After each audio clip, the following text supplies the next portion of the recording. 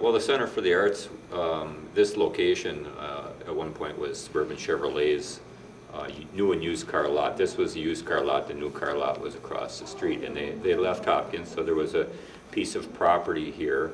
About the same time, Stages Theater Company had outgrown the space that they were using at the Eisenhower Community Center, and came to the city wondering if there was anything the city could do to help them find a space.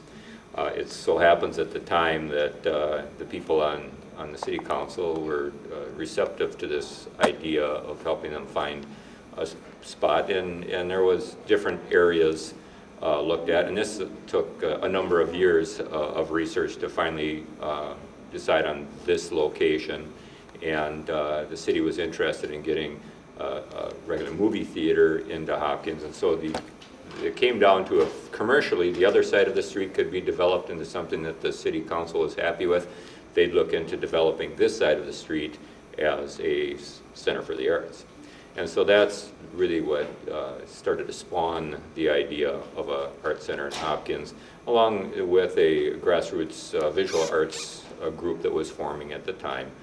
So it took a number of years to come together, 8 I think overall, some studies and lots of budgets and so forth, and then we had the Center for the Arts with our 2 major tenants. The Hopkins School District was brought in along the way as somebody else that was very interested in an art center, and so it's been hugely successful.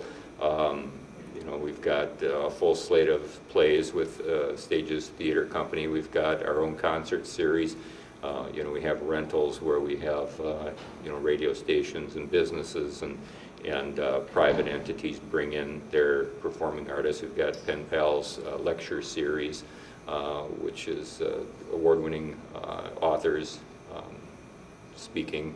So it's been very successful. We bring about over 200,000 people a year through the doors of this building. So as a development tool for the city, it's very successful, and the downtown business people are very happy with it. So our biggest challenge now is our space is so filled up. We have to try and eke out more space to do more activity, and we're starting to do that by taking the art to the street.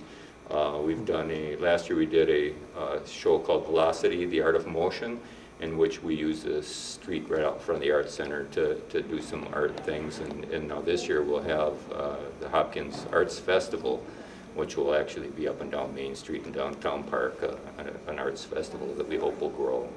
So we're pretty happy with it. Did the studies tell you anything about what people wanted, or were they just land studies and things like that? Oh, absolutely. We had I believe Art Space was the organization they hired to do the research into what people want. So the community was polled, did questionnaires on people that were interested in completing those, and so there was a lot of research done. I mean, this is not something that our council took lightly. To put an art center in here on this side of the street as opposed to another commercial venture on Main Street. So, there was a lot of input from the public. Like I said, it took 8 years, so that you can't go 8 years without getting a lot of input.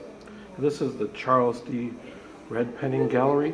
Who is Charles D. Redpenning? Chuck Redpenning, as we call him, was the mayor at the time, and so the council members. Each of our rooms were sold the naming rights to them. So we have the Suburban Chevrolet Art Classroom, we have the John Ireland School Community Room, the JC Studio from the JC. So the council members did their own little fundraiser, kind of behind the scenes without Chuck Redpenning, the mayor at the time, knowing it. And then they donated that money to the center and named the gallery the Charles D. Redpenning Gallery. Have there been any conflicts between the city government and the artists as far as what you can show in galleries or what you can perform? No, there hasn't. We've had one international show that was a show of Vietnamese art that we actually had protesters out front, and but I think in a good way, the people that were protesting would actually set down their signs and come in and look at the art and check it out. There were just certain things that they weren't happy about. No, we haven't had any like Rudy Giuliani stories of years ago, saying that you couldn't display such and such in your gallery.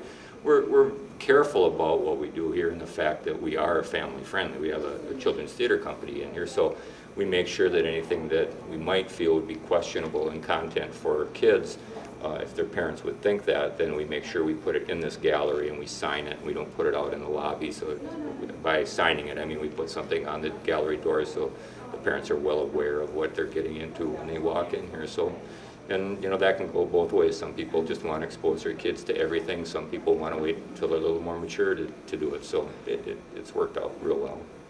So in harder economic conditions, is the Art Center still a good idea, or is its funding ever in jeopardy? Well, we lost some funding from the state this year in local government aid, as many cities are losing. It was the last piece of local government aid that our city of Hopkins receives. As far as ticket sales go, we haven't seen a downturn on that yet. We are positioned pretty well. I mean, Stages Theater Company is a real value for people that want to bring their kids to a play compared to some of the other venues in town.